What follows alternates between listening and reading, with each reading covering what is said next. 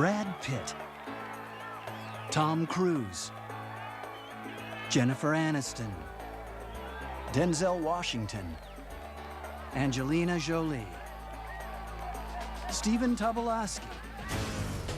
Wait a minute, who? Oh, that guy. In Hollywood, where actors long ago replaced oranges as the local produce, there are stars, and then there's everyone else. You have to figure out why you want to be an actor. Do you want to be famous? And if you want to be famous, why? But in between the categories of the famous and the forgotten is another category. The one reserved for the character actor. I was like gang member #1. And I think, cool, as long as I could be 1 or 2, I figured I was all right. Those soldiers of film, as some call them, who add that something extra special to every movie they're in. I just always considered myself an actor, no matter what the part was. Oh, I'm sorry. Did I break your concentration? I mean, I'd rather work forever than get an Academy Award and disappear into oblivion. Nobody sets out thinking, you know, when they're a kid, gonna lose the hair and go for the small parts.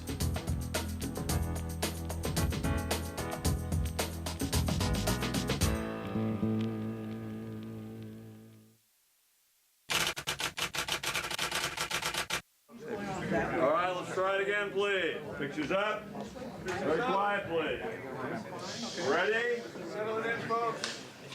And action. In the world of film and television, we have character actors and leading actors. Constance? I'm sorry? Constance Carmel? David? No.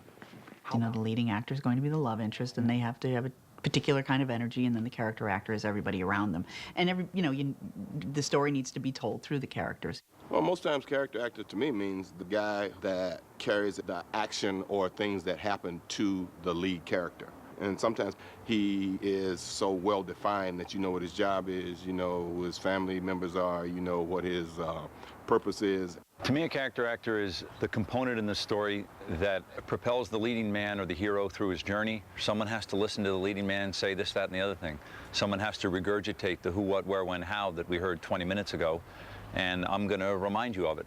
The term character actor, literally, a character means peculiar. But to me, character actor means they won't win any beauty contest, as opposed to hunks and leading men and ingenues. I think the term character actor is a euphemism for meaning you're fat, you're tall, you're too ugly to get the girl, or too crazy to get the girl, or something. You're the sidekick. Luckily for the actor that wasn't blessed with the matinee idol good looks of a George Clooney, there's the part of the buddy, the boss, or the bad guy. And for the actress who doesn't have the lips of an Angelina Jolie or the aristocratic bearing of a Cate Blanchett, there's always the best friend, the bad girl, and the backstabbing coworker. When you go to see a movie, everyone knows who the male lead is and the female lead, the two people who are gonna, be torn apart and then get back together at the end of it. But if you think about it, if it weren't for character actors, these people would be walking around towns with no mayors, no sheriffs, no school teachers, no annoying bosses. Yes, for some, there is another kind of stardom. Not the kind that leads to megabucks contracts and houses in Bel Air, or the kind that leads to landing the cover of People, Us Weekly, or The Inquirer. This kind of stardom is the kind that leads to steady employment. And it doesn't matter that the audience doesn't know their names necessarily, as long as directors and casting agents do. Character actors usually have an opportunity to play different kinds of interesting people. They don't get locked into being a certain way, and it's not so much about their personality as what, the different characters that they'll bring. There's the ditzy blonde, the wacky best friend, the alien woman, the nurse, the stool lead. There's the mad scientist's assistant, the school marm prig, the hen-pecking wife. When I was a teenager, I always found the leading men and leading women to be just a little too normal somehow, a little too straight. The character actors always seemed to be having more fun. They could let their guts hang out. They could look kind of silly. They didn't have to shave. They didn't have to act so proper. Sometimes when we see a leading person, you go, well, that could never be me. But, a character actor is someone that you know, hey, that could be me. That's, you know, I do that. You know, I'm the neighbor. You know, I'm behind the counter. You have a certain freedom as a character actor, as that guy. You don't have to stay in Hollywood and fight for that next movie. The whole movie doesn't rest on your shoulders, so you don't have to be afraid if it tanks. They're not going to blame you. You were cop number 3. Just like Detroit, Hollywood is a factory town. But instead of turning out cars, it turns out careers. Well, some get careers. Film critic Pauline Kael once said that Hollywood is the only place where you can die of encouragement. The reason why you go into this business is you want to tell stories. You want to be a part of a story that's bigger than yourself. When you become labeled a character actor, you have to know what your job is in telling that story. That is the skill of the character actor. Growing up, I had a learning disability and couldn't read. What I relied on a lot were listening skills. And so I wanted to be the guy listening. I wanted to be the guy who would receive the message from the leading man. And that led pretty seamlessly into being a character actor. Today, the Screen Actors Guild boasts a membership of nearly 140,000 active members. That's a pretty impressive number. That is until you stop to consider that Hollywood film studios are turning out only about 150 films per year. And those offer employment for only a few dozen members at a time. Hundreds of jobs, tens of thousands of actors. And right behind them, thousands more waiting in line in search of an impossible dream. All right, let me get Lynn. Acting is a look-at-me business. Hi. Thank you. Right this way. I mean, you need to know how to be dominant when it's time to be dominant. You know, you need to know how to be submissive. You need to know how to open yourself. You need to know how to use your voice to, you know, get people to hear you even when you're whispering. You're the weak, and I am the tyranny of evil men. But I'm trying real hard to be the shepherd. There are just so many little things that, you know, actors need to have.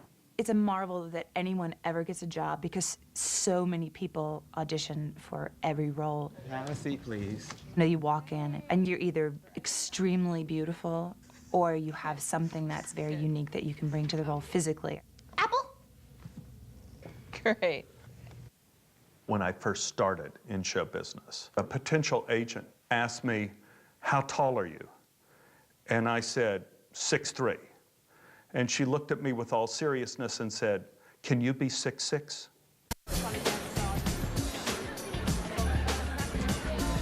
It's really a tough business. I try to discourage every actor I can because it's not fair. If you need some hot bikini body to walk by, that's what you're gonna get. You don't get someone else. So how you look has a lot to do with it. The scary part of auditioning as an actor is going in and going, you know, this is what I love and this is what I want to do, and you're wrong. You're wrong for that part. You're wrong.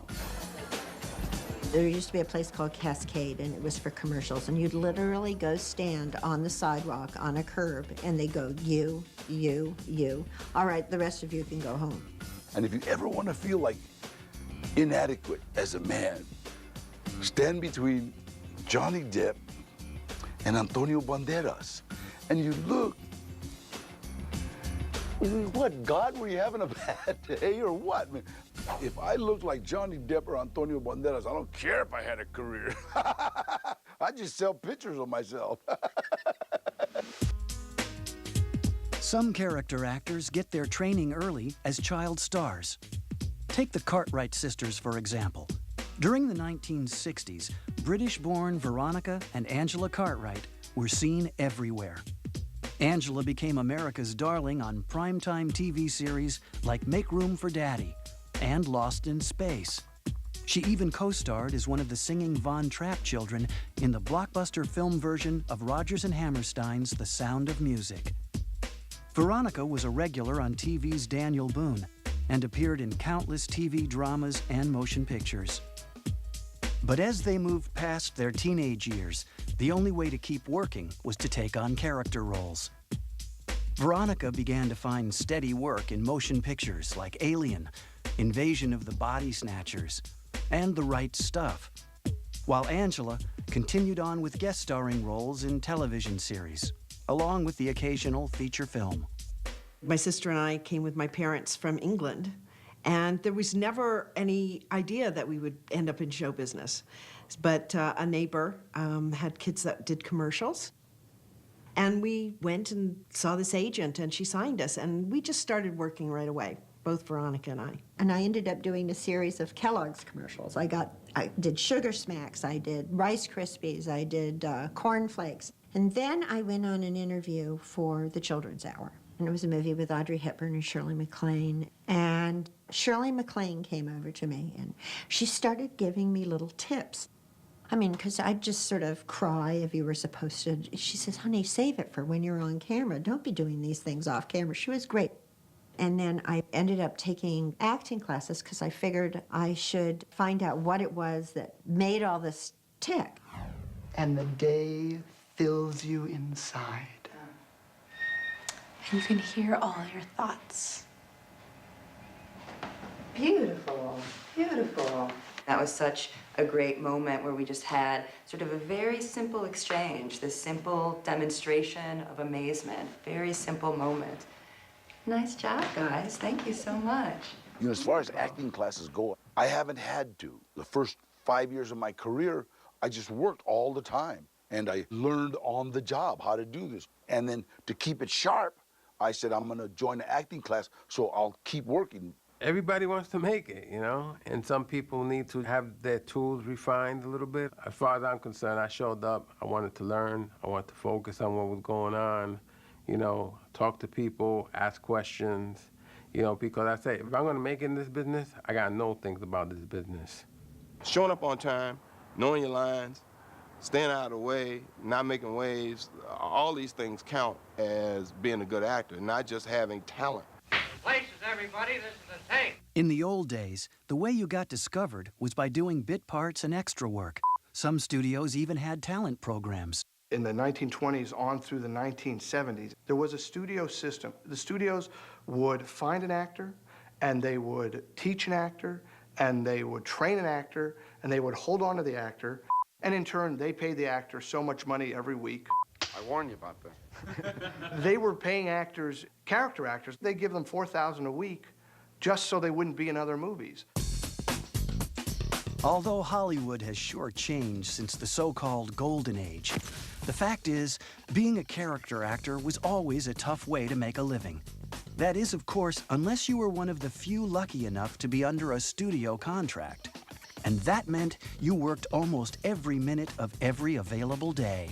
You were a character actor on staff, and you made a deal with them, and they'd fit you into movies, and so it was a really different time. I worked with Debbie Reynolds on In and Out, which was so fun, because she worked in those times and got her break doing, I think, Singing in the Rain. She was telling me about those days. Cameras rolled at 9 o'clock. There were no people that stood in for you for your lighting. You stood in for yourself. You were a working stiff. Now, you got it, Alice? I understand. All right, folks, we'll shoot this one. I remember I was at an audition at Fox, and I ran into Frank Phelan. Do you know who Frank Phelan is? Frank Phelan was the taxi driver in It's a Wonderful Life. He was in all the Frank Capra movies. He was one of the great character actors of all time. And he talked to me a lot about the studio system. And back then, you were lucky if you got to read a script, as Frank told me, before you shot the movie. He said once Cary Grant came over to him and said, Frank, we want you in this picture really badly, but I want you to read the script. I want you to know what we're working on. And Frank said it was one of the few times someone ever gave him a script. Roll it. There was a time where between 9 and 4, you're on stage 7. Between 5 and 7, you're on stage 10. Then you get dinner. And then between 10 and 1 o'clock in the morning, you're on stage 13, making 3 movies at once. Because the studio system, character actors were elevated to a status of star, because the studios were as proud of their character actors as they were their stars. It was the stable of actors at MGM. The same was true at Universal, the same was true at Fox. The studios were proud of the actors they had, and they made sure that they filled up the movies with actors like Wallace Beery, Marie Dressler, Frank Morgan. We only know him as the Wizard of Oz, but if you look Frank Morgan up, you go, wow, my God, that guy, he was in 10, 12, 15, 20 movies a year. Action. I watched a lot of movies when I was growing up. And then you start seeing faces of supporting players, and you go, wow, who's that guy? And then you start finding out what their names are. Jack Elam, I always knew he was the guy with the bad eye. And you had guys like Strother Martin, Elisha Cook Jr., guys that were always the very strong supporting cast. When I was a kid, I really liked Humphrey Bogart because he started out being a hard-edged kind of character actor. And I know that he made like 40 pictures for Warner Brothers before he did Maltese Falcon. And then when he did that, suddenly he became a leading man. And I always thought it was cool that he made that transition because not many guys can do that. As a kid, my favorite was Peter Lorre. And I loved Edward G. Robinson. He started as a character actor, became a leading actor, but he ended up doing character roles. I do love longevity, and I think great actors change all the time because they respect their craft. We grew up watching all the Mel Brooks movies, so I loved Terry Garr and Madeline Kahn. I also was a huge fan of Barbra Streisand in The Way We Were, which was a more character-y thing because you're the, every girl person who doesn't look perfect. And Robert Redford loves you. It's just, that's a good thing. My favorite movie growing up was Private Benjamin, and I thought Eileen Brennan was amazing, and I wanted to have her, I wanted to be her. This character kind of pretended to have it all together, and she was really just falling apart underneath the facade of this drill sergeant. There was a vulnerability in that moved me so much, and I try to do that when I'm playing characters, even the tough asses and bosses, and you always try to find that spot of tenderness. And how successful are they at covering that up as they walk through the world?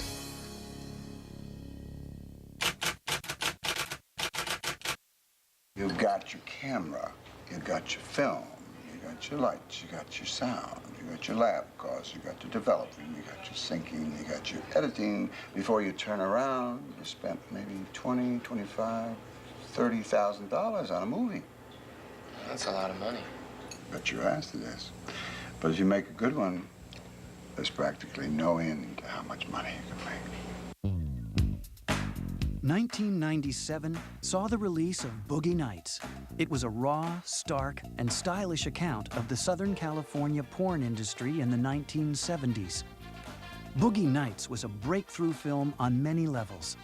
Not only did it help launch the career of director Paul Thomas Anderson and resurrect the career of Burt Reynolds, it also offered a showcase for an impressive lineup of previously unknown actors. Jackie, how you doing? I miss lovely Amber Wade. What's that? I've been pissed off you haven't been around. Oh, we were on vacation. Listen, don't you ever stay away from my club that long again, okay? A lot of awesome people came out with that film, and I think Boogie Nights was like a huge bunch of planting seeds for people. Paul Thomas Anderson, he brought all those people together, bro. It was like a family, man, And we all just immersed ourselves in that material. And it was so well written, it was so eloquent, so thorough. Boogie Nights captured that era. I think Paul Thomas Anderson seems to approach his casting kind of along the same lines that Robert Altman did. Whereas Altman had actors like, Henry Gibson and Michael Murphy that he would use again and again. Anderson has William H. Macy and Luis Guzman and people like that. When you have that many wonderful character actors going at once, you don't need a big star. You don't need big explosions. You don't need special effects. Other breakthrough films that have launched new talent include Bryan Singer's The Usual Suspects, the Coen brothers' Fargo, and Quentin Tarantino's Pulp Fiction and Reservoir Dogs. Look I'm not gonna bullshit you, okay? I don't really give a good fuck what you know or don't know. But I'm gonna torture you anyway. Reservoir Dogs put me in a position where I could be considered for certain parts and certain things. Everybody was just trying to be cool and be a gangster like Harvey Keitel. And that's kind of why the guys that are in that movie, that's why they did the movie, to hang with Harvey. because Quentin Tarantino was an unknown first-time director. People like Quentin Tarantino, Robert Rodriguez, and Judd Apatow, they cast a lot of quote-unquote character actors or that guys. However, they do it because they've worked with that guy before and they know how talented he is, and they believe that he actually could be a lead. I've had a number of circumstances dating back in my career with Kevin Spacey. He was a character actor. He was on a television show, Wise Guy. He was in a couple of films, but it wasn't until I put him in Usual Suspects that his career transformed. Another one was Hugh Jackman, who was primarily out of musical theater when I cast him in X-Men. I'm pretty careful in the casting process. I mean, sometimes if it's a small role, I can't do it in person, I'll look at a tape if I have to. If it's a large role, I generally would like to have some kind of meeting. And then every once in a while, there's someone I'll cast just because I love their work. For a few talented character actors, often the difference between obscurity and notoriety is getting that one breakthrough role. Frances McDormand popped out of Fargo. Allison Janney made her mark in American Beauty. Chris Cooper, again from American Beauty. Kathy Bates, Misery. James Cromwell in LA Confidential and Babe. Now they're beloved and well-known as character actors, and they have done such a huge range of work. It wasn't until after Die Hard, really, that I became a movie star. Because no matter how popular Pulp Fiction was, Die Hard was the highest grossing film in the world that year. And because I was part of it, and people came to see the movie not just to see Bruce, but to see me, I became a movie star. I would say the breakthrough movie that I did was Broadcast News. And I had the scene with the file cabinet. They had me work with a stunt guy who, at the time, was into this book called The Book of Miracles, and he was kind of a really esoteric stuntman. It's my responsibility to tell the control room and New York that we won't be ready. We'll be ready. In 84 seconds, 15 seconds. Oh, God. Whoops. Whoops. And he's like, you know, you gotta live it and think it and believe it yourself. You are who you're gonna make yourself be.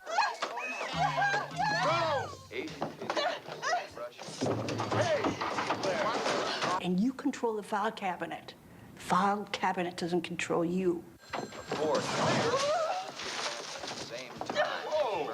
I was grateful to get little parts being a character actor. I wasn't the Babe, and I wasn't the ingenue. At the end of the day, you know, it saved me because being a character actor, you have a life yourself. And you're not on that roller coaster of fame. Guys? For J.D. Singer's arrival home. Listen, shit, what? You are right. Maybe I should quit. Well, now you're finally talking some sense, because you keep this up. Let me tell you something. You keep this up, and it's going to be over, and believe me, it's going to be over real quick.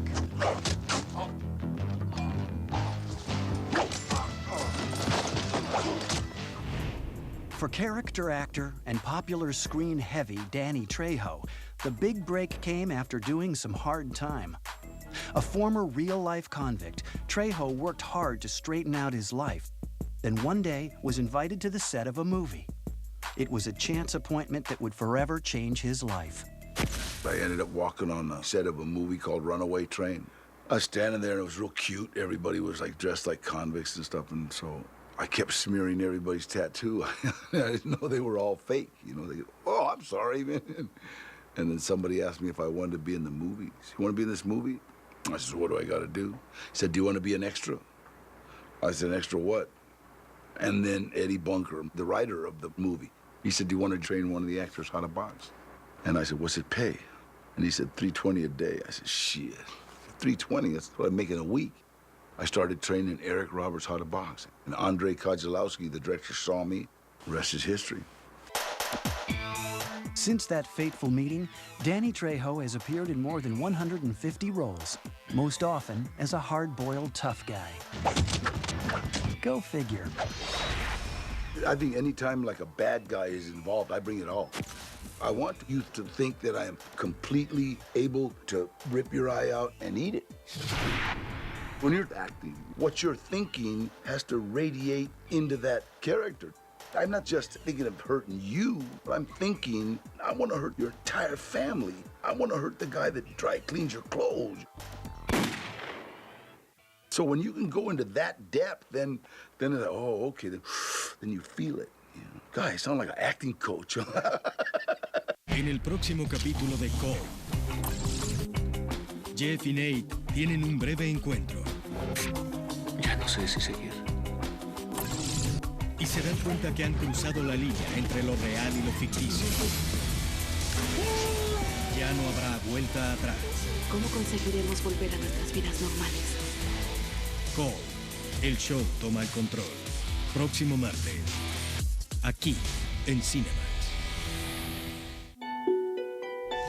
Abre bien los ojos. Cierra puertas y ventanas, que la noche de brujas está por llegar. Y durante una semana, la oscuridad. But finding the right role, being found by the right director, or just plain getting lucky doesn't entirely explain why some character actors make it and some don't. First, there's that little thing called talent. Then there's another important ingredient, getting noticed by a top casting director. This is Connor. Hi, nice to meet you. Hey, nice to meet you. Very often a producer will say, so who do you think should be in our film?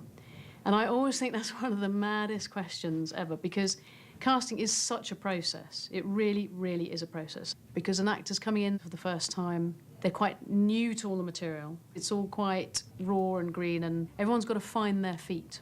I'm gonna do it one more time. This time, I want you to start at the arguing voices. Okay. Like, go in with that so it has somewhere to take it.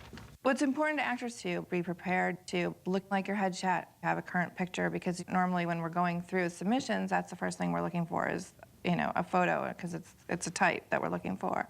And you're taking it through, excuse me. Perfect. The other thing is obviously be prepared, know your script. The bed and breakfast, it says you have a room available? Your sign? Oh yeah, bed and breakfast. That's you. Usually when I get a script, I ask my sister if she would go over it with me so that you're not buried into a script when you go in on these interviews. I'm sorry, your husband, is he here? My husband is no longer with us.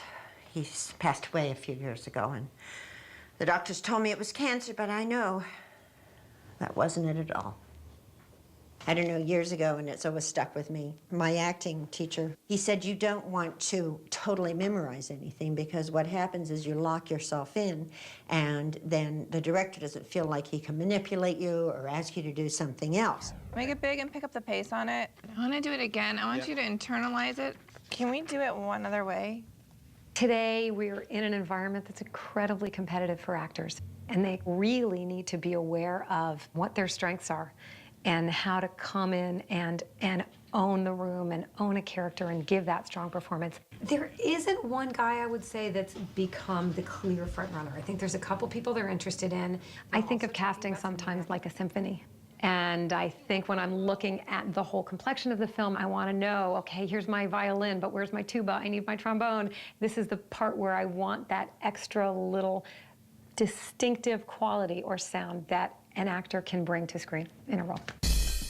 I reached a point where casting directors would just call me and give me jobs and say to a director, I know the actor you need, because they had confidence in what I was doing or what I was going to do when I got there, or that I would be able to bring something to the production that they didn't have. When I'm casting, I very often like to bring in somebody that's completely counter to anything the director's expected, just to see what happens. I find very often when a director does say, this is the kind of person I'm looking for, you actually end up going in a different direction. You really do. Because this is why the casting process is so important. It's the human element. It's the personalities and characters in a room together. So I got good at auditioning. I got really good at it. So much so that when I went in, every audition I went to, I just figured I got it. I didn't, but I felt like I did. And I didn't ever trespass into arrogance, but I truly felt that given the words on this page, if I read them and I felt that I would cast John McGinley in this, almost from a third-person point of view, I can save your bitch ass. Call action and get out of my fucking eye line. The other side of being a character actor is your face is kind of familiar to people. And sometimes they'll say, how do I know you? Or, you know, did you date my cousin Bob? The first thing that people do if they come up to me because they recognize me is say, I never do this. And I don't believe them. When people are the most excited about meeting me in a restaurant or something, it's about the Christopher Guest movies. And I like that because they're smart movies, you know, and it almost like we're part of a club. People tend to not want to get in an elevator with me. You know, that happens quite often. Like if I'm in an elevator and it opens and someone's about to get on and they don't want to get in. I think that probably has to do with Reservoir Dogs. But it does help you to get a great table in a restaurant. I've been now in over 100 movies and over 200 television shows. For those of you who don't realize, I am technically world famous. I'm world famous. I was lost with my wife in Reykjavik, Iceland. We were at the wrong place and a security guard saw me and went, Garfield, Garfield! One time, my husband and we stopped at some bar when a woman in the bar was like, oh, I know you. You work at the laundromat down there, don't you? And on Tuesdays and Thursdays. You work there, I know you. And my husband thought that was so funny. If I don't have a shirt on, then everybody recognizes me because I have the most recognizable tattoo in the world. And that's from International Tattoo Magazine. I have a huge gay following. The gays they like me and I love them, so that's good. They quote lines from my movies like Invasion of the Body Snatchers. Don't touch it, you don't know where it's been. Witches of Eastwick. But what about the snowy egrets? Where will they nest? Why? This is like, I mean, it's hysterical. If people recognize me, they sometimes want to hear a line from a sitcom called Newhart, where I said, hi, I'm Larry, this is my brother Daryl, and this is my other brother Daryl. Sometimes, may I share one from Blade Runner, I said, home again, jiggity jig. I hear that a lot. But for me, people recognize the voice more than the face. People stop me and they usually will say something like Pachanga from Carlito's Way. And ever since the movie came out, people will come up to me and say, I loved you in Ghosts. And I was never in Ghosts. I wasn't in Ghosts. I'm sorry, I wasn't in Ghosts. It wasn't me. And you and I can take a walk around the block just once. Oh my God, the guy from Ghosts! Why'd you have to kill Patrick Swayze? For some character actors, being recognized by the public isn't everything. It's the only thing. Sometimes a well-placed headshot embellished with an autograph can mean the difference between fame and obscurity. It might even buy your lunch. You got to remember that my audience is usually the kitchen staff. You know, a lot of times people just feed me. I'll hand out a 8x10 for a free meal or something.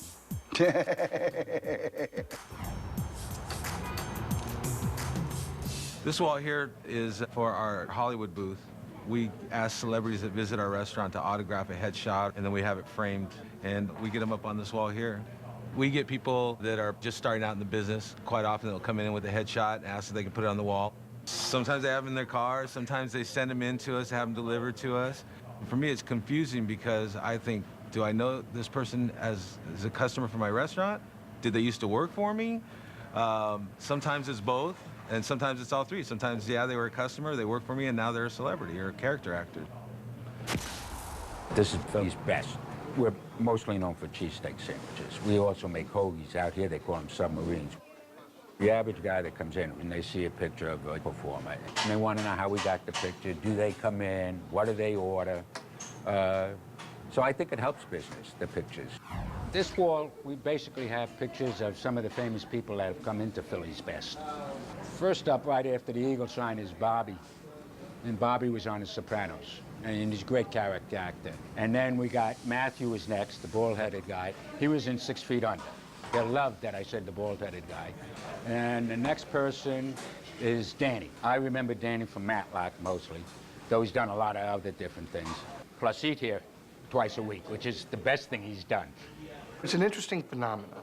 You know, I went to have lunch today at a great place I had never been to, and the guy said, bring me a picture next time.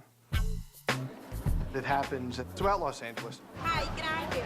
Yes, can I have your giant jalapeno dog, please? So we're in Pink's Hot Dogs here in Hollywood, California, and there's pictures of celebrities and actors all over the wall. Now, where are you from? I'm from Riverside, California. South Carolina. Wisconsin. Wisconsin, I love that. Look on the wall here. Is there anybody you recognize? Yeah. Who? Show me. That guy. That guy. There's James Woods, Matthew Perry, Denzel, Muhammad Ali over there. I think that's Will Smith playing Muhammad Ali. Will Smith playing Muhammad Ali, yeah. We got Tom Hanks, of course. Selma Hayek, Nicole Kidman, Whoopi Goldberg. Henry Winkler, one of my favorites. Do you always eat where Henry Winkler eats? Here?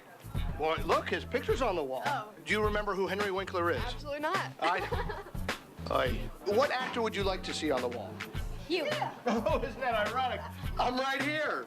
Oh my goodness. That's you, though, isn't that? Oh, look at that. that's so crazy. So you've never seen a celebrity here? No, I haven't. Never saw a guy on TV here? No. And you've never once seen a guy from TV here? No.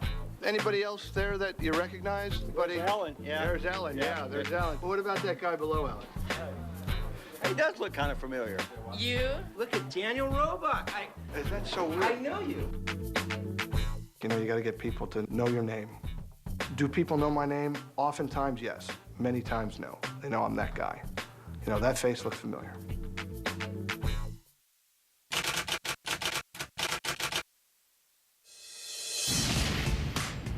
"1986 saw the release of River's Edge, a disturbing look at a group of teenagers who are indifferent to the murder of one of their own.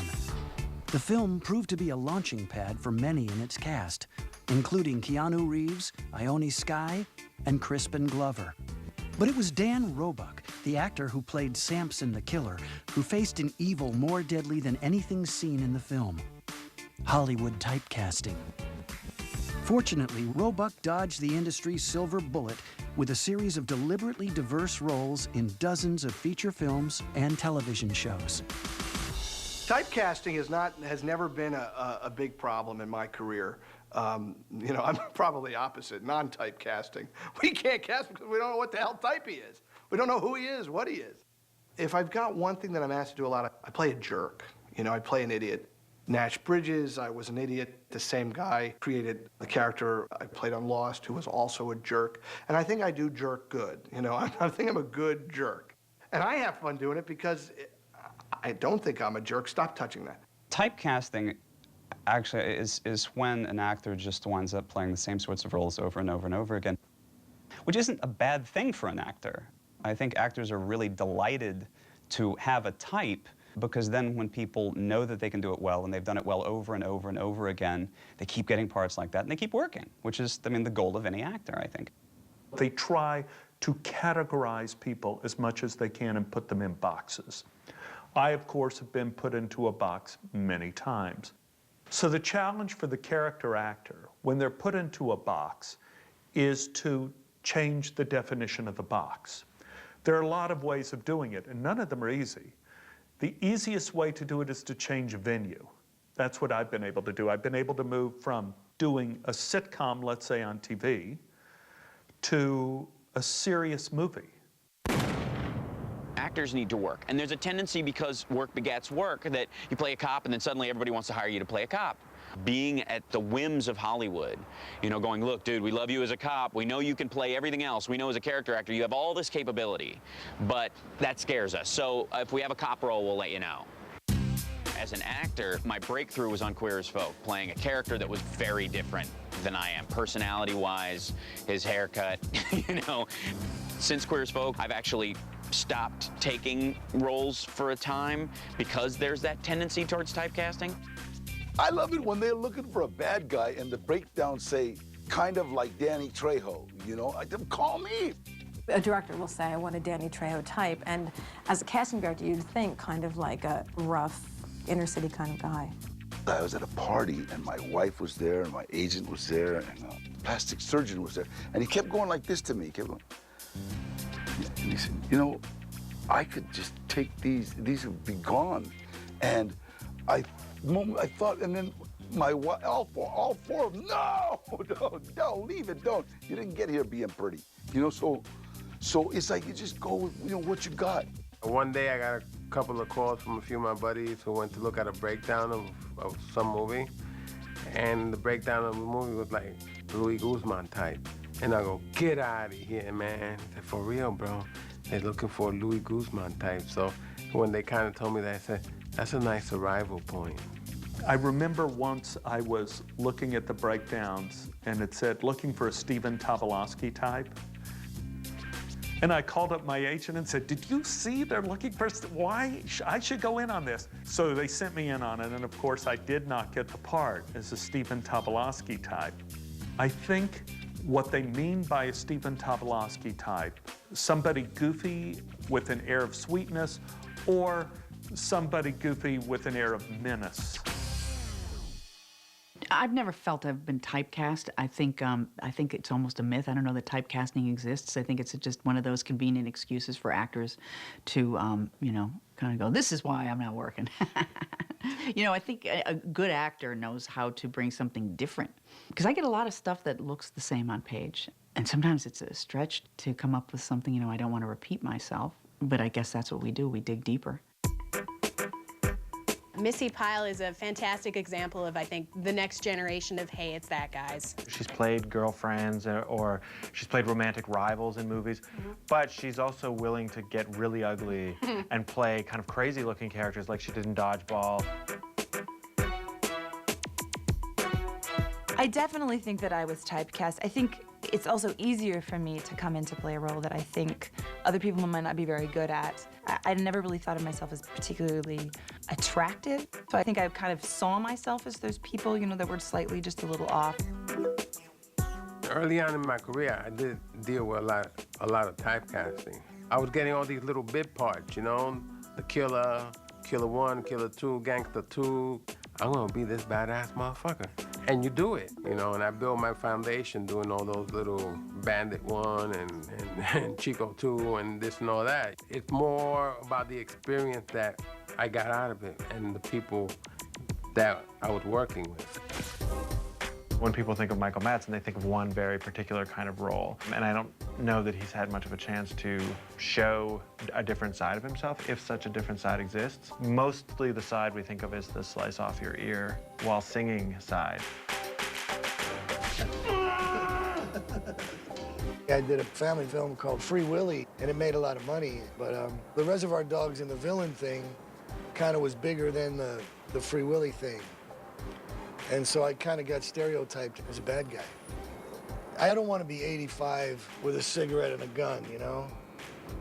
Okay, coppers, you know, you're not going to take me alive, you know? I don't want to be that way.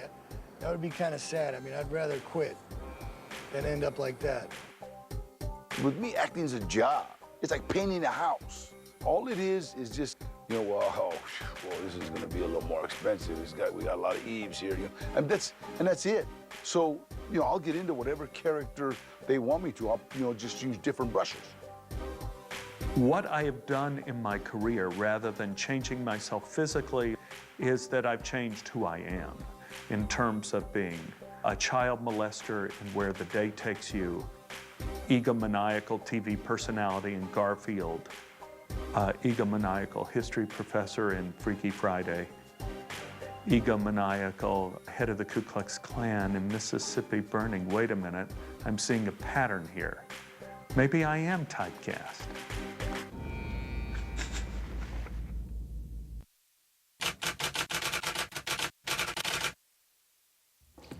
At the end of the day, the measure of success for most character actors is the same one faced by just about everyone. Hello. Veronica. Hi, honey. Making a living. Oh, good to see you. Good to see you. How was the traffic? Here at Marshak Zachary, what we do as a talent representative is we call casting directors and we see the roles. And we try to get them to see our clients. Hey, Veronica. Yeah? I'm on hold right here. I just saw the call sheet. We have an offer for you. Oh, really? I have no idea what it is yet, but I'm on hold, so Oh, cool.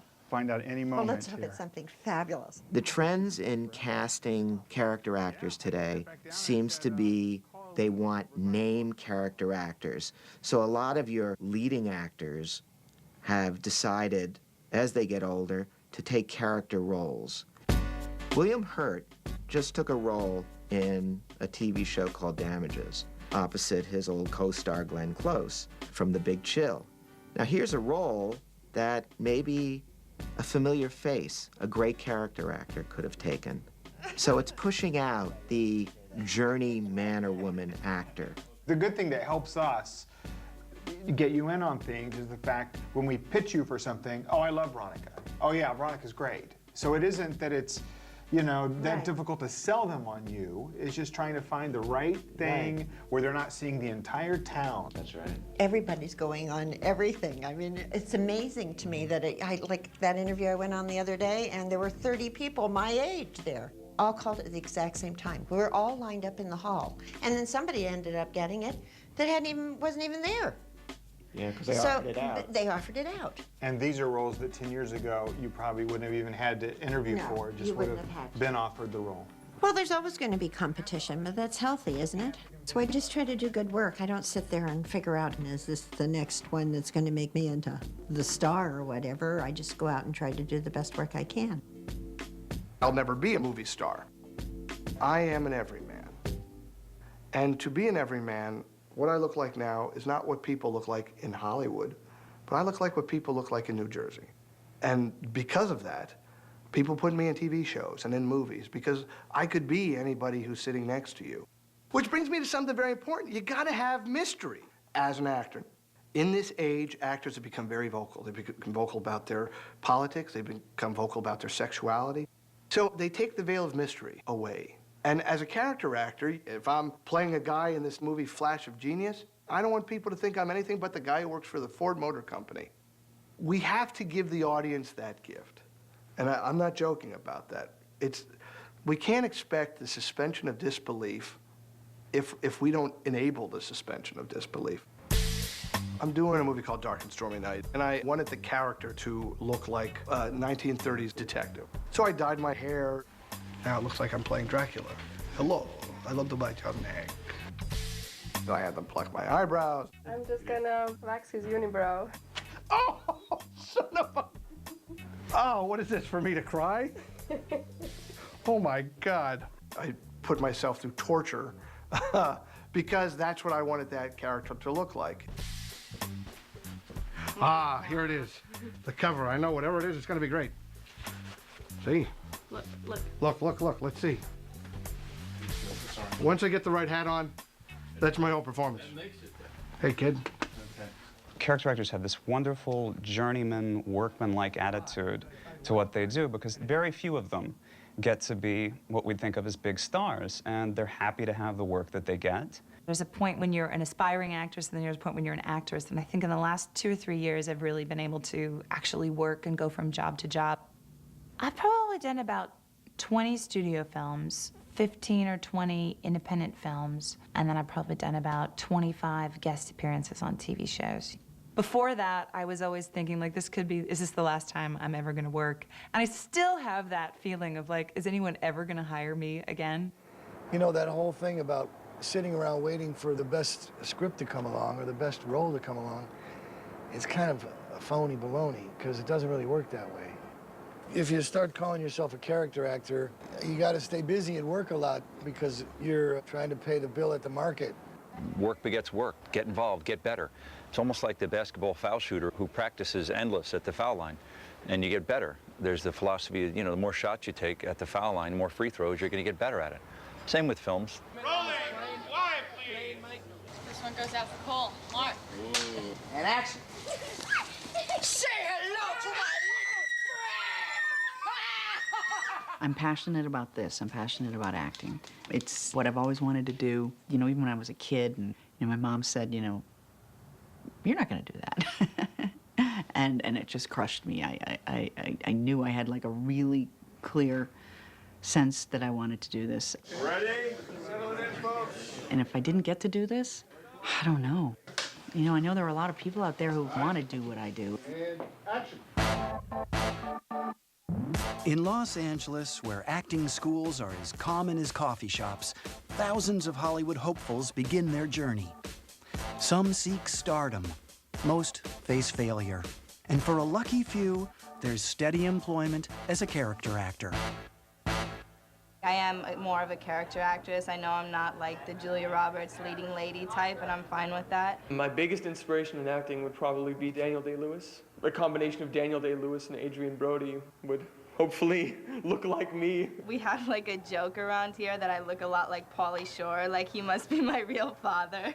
My dad, who was an actor, did everything he could to discourage me from moving to LA and being an actor, because acting is very, very hard. I would love a career. I'd love to be able to pay my bills doing this, because it's always better to be able to live doing something that you love. Martin Landau was here and he said every single person gets their shot up at bat. You just have to make sure that when that happens, you hit a home run when you get your chance. So here's hoping I hit a home run. It was a wise man who once said, find something you love to do and then love the way you do it. For the best character actors in the business, loving what they do was the easy part. There were times when I was sad that I was getting smaller parts and not the lead. And then I realized, you know, I'm so happy to still be a part of this business after 22 years. I've done films that I don't even know I'm in. I'll be watching a movie, hey, I'm in this. I've been blessed with a face, with the body that keeps me working. When it's at its best, there's nothing better than being on a set and you've got fun people who are telling a story, and this is your job. It's just great. I'm lucky and I'm blessed, and I know that if I wasn't invited to the party, I would probably be throwing my own parties, because I just have to do it. And parties is a metaphor for, you know, plays and movies and television. I'll keep playing as long as it keeps coming. I mean, I love what I do. I mean, it would be nice to do a lead, but I enjoy my sort of niche, you know? Luckily, character actors don't have to worry about their looks as much as leading men, leading women.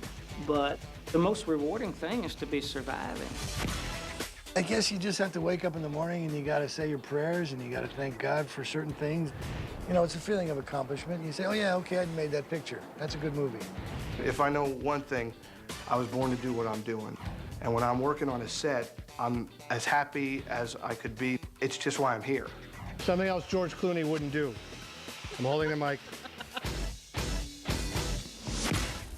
Oh. Next, the Brazilian.